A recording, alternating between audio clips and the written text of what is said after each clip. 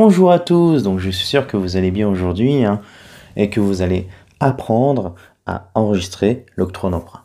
Donc je préfère vous prévenir tout de suite que vous verrez que cette écriture est vraiment très simple. C'est même, je dirais même l'une des écritures les plus simples du programme de gestion finance.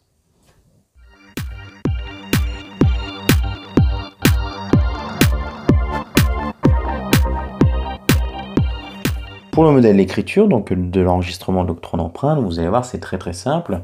On va à la date de versement mettre au débit le montant de l'emprunt dans le compte 512 banques, puisque le montant du capital emprunté est encaissé dans le compte banque. En échange, on va créditer le compte 164 emprunt auprès des établissements de crédit pour ce même montant. Donc il va être crédité puisque tout simplement il s'agit d'une dette. Et les dettes, vous le savez très bien, sortent de l'entreprise. Donc c'est-à-dire qu'on va informer la banque qu'on lui doit donc le montant de l'emprunt. En libellé, on met tout simplement octroi d'emprunt et si on met le nom de la banque.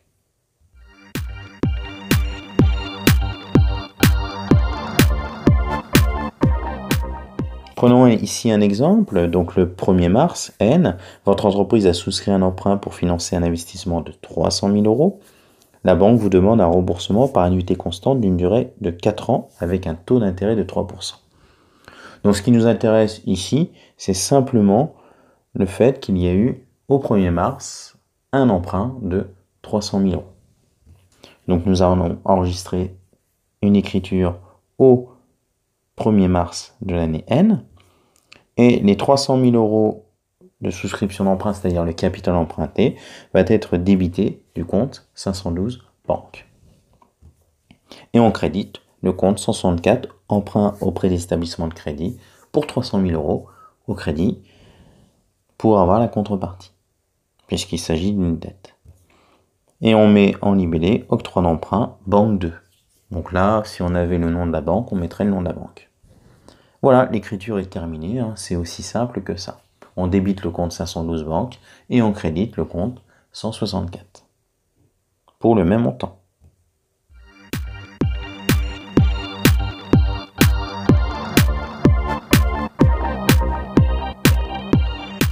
Voyons voir maintenant donc les incidences sur les documents de synthèse et la trésorerie. Donc ici, nous avons donc l'écriture du 1er mars avec l'octroi d'emprunt. Donc les 300 000 euros que nous avons mis dans le compte 512 banques au débit vont faire augmenter dans le bilan la ligne banque dans l'actif circulant.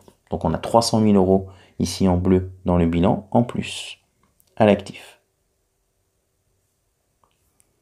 Le compte 164 est un compte d'emprunt, donc c'est un compte de passif, compte classe 1. Et donc les 300 000 euros vont augmenter la ligne emprunt au passif, c'est-à-dire dans les dettes. Nous voyons ici que le total de l'actif et le total du passif augmentent tous les deux de 300 000 euros. Donc, au niveau du compte des résultats, nous n'avons aucune incidence, car vous voyez bien dans l'écriture qu'il n'y a aucun compte de charge, donc classe 6, ni compte de produit classe 7.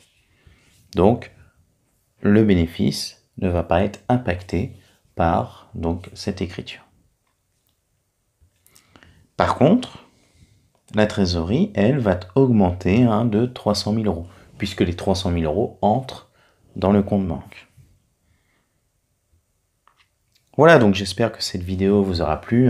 N'hésitez pas à mettre le pouce bleu, à commenter cette vidéo, à bien sûr la partager si vous trouvez qu'elle peut être intéressante pour vos camarades ou éventuellement pour toute personne qui souhaite